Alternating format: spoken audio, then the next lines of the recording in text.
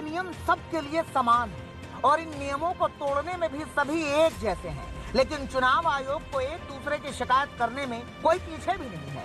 एक दूसरे के चुनावी कार्यक्रम में भीड़ पर सवाल उठाने की इस परंपरा को अब समाजवादी पार्टी ने आगे बढ़ाया है, जिसके निशाने पर है कैराना में अमित शाह का डोर टू डोर कैंपेन।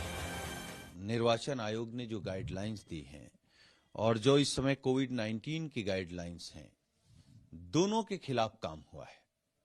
तो चुनाव आयोग को यह तय करना है कि क्या चुनाव आचार संहिता सिर्फ समाजवादी पार्टी के लिए या दूसरे दलों के लिए या भारतीय जनता पार्टी के नेताओं के लिए भी है। इसलिए समाजवादी पार्टी ने आपत्ति की है। जिस कैराना से बीजेपी ने पश्चिमी यूपी में अपने मिशन का शंखनाद किया, कैराना की गलियों में Amit Shah door to door campaign करने पहुंचे, वो कैंपेन अब समाजवादी पार्टी को हजम नहीं हो रहा। उसे दिख रही है कोरोना के नियमों की अनदेखी, उसे दिख रहा है चुनाव आयोग का पक्षपात।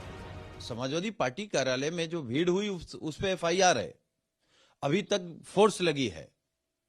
क्या अमित शाह के खिलाफ एफआईआर हुई? यही तो मांग है हमारी कि अमित शाह के खिलाफ भी एफआईआर करे चुनाव आयोग।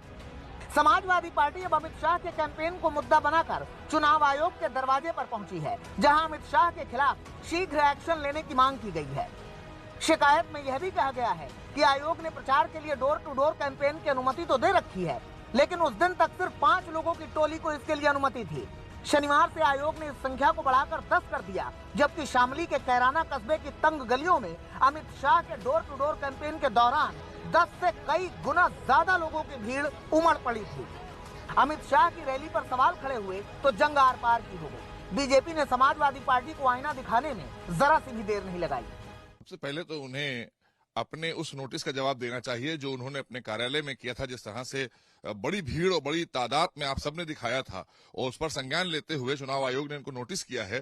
तो ये खींच मिटाने के लिए वहां पर जो कोविड का प्रोटोकॉल हमारा है, उस प्रोटोकॉल के तहत ही सारा काम हम लोग करते हैं। हम संस्कारी लोग हैं, भारतीय जनता पार्टी संस्कारी पार्टी है, हमारा एक एक कार्यकर्ता संस्कारी है।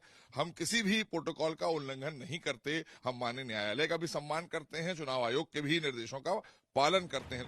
दरअसल कोरोना की गाइडलाइन के बाद चुनाव आयोग एक्शन में तब आया था जब 14 जनवरी को बीजेपी के बागियों के साथ अखिलेश यादव ने हुंकार भरी थी। यूं तो कार्यक्रम वर्चुअल रैली का था, लेकिन सैकड़ों की संख्या में लखनऊ के समाजवादी पार्टी के दफ्तर में कार्यकर्ताओं का हुजूम उमड़ा था, जिसके बाद चुनाव आयोग ने एक्शन लेते हुए करीब 200 लोगों के खिलाफ एफआईआर दर्ज की थी और समाजवादी पार्टी से जवाब मांगा था। बीजेपी इसे समाजवादी पार्टी की हताशा बता रही है, खुद के गिरेबान में झांकने की सलाह दे रही है। दरअसल हार उन्हें दिख रही है। ये सारी चीजें ये दर्शाती हैं कि अभी चूंकि नहीं कह सकते कि ईवीएम खराब है या ईवीएम से खेल हो गया, तो अभी तो ईवीएम पर भी अभी चुनाव आयोग पर ही आरोप लगा रहे हैं। जब चुनाव हार जाएंगे तो ईवीएम और चुनाव आयोग दोनों पर आरोप लगाएंगे। वो तो उनका काम ही आरोप लगाना है, क्योंकि उन्होंने कुछ किया नहीं उत्तर प्रदेश में। दरअसल अखिलेश यादव लगातार कोरोना की गाइडलाइन को लेकर चुनाव आयोग पर सवालिया निशान खड़े कर रहे हैं। अखिलेश आरोप लगा रहे हैं कि चुनाव आयोग ने केंद्र सरकार के इशारे पर कोरोना गाइडलाइन के नियम तैयार किए हैं। कोई मास्क नहीं लगाया था, सब कोरोना फैला रहे थे। अगर विपक्ष निकलेगा तो उसमें पाबंदी है, एफआईआर दर्ज हो जाएगी। सत्ता के लोग तो खुलेआम कोरोना फैला सकते हैं। आपने तो लखनऊ में बड़े कार्यक्रम किए थे ना, जब स्वामी प्रसाद मौर्य और बाकी लोगों के साथ मंच पे, उस समय भी बहुत उस समय जो चुनाव आयोग ने ये कहा कि वर्चुअल रैली होगी, तो वर्चुअल रैली की डेफिनेशन क्या है? वर्चुअल रैली की डेफिनेशन क्या है? तो वर्चुअल रैली की डेफिनेशन क्या है? वर्चुअल रैली की कोई डेफिनेशन नहीं थी, आपको बताया नहीं गया था, कोई परिभाषा नहीं। और दूसरा, धारा 144 नहीं लागू थी उस समय।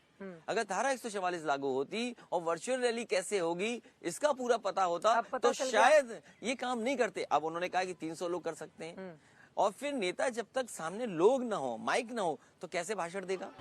बहरहाल सियासत चरम पर है।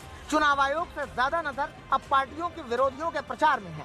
नियम कोई मानने को तैयार नहीं है। हर पार्टी कोरोना के नियमों की अनदेखी कर रही है, लेकिन सवाल विरोधियों की अनदेखी का है, सवाल विरोधी के गाइडलाइन के उल्लंघन का है। सब आईना लेकर खड़े हैं, जो विरोधियों को दिखाया जा रहा है। कोई भी खुद को इस आईने में देखने के लिए तैयार नहीं है। आज तक ब्यूरो।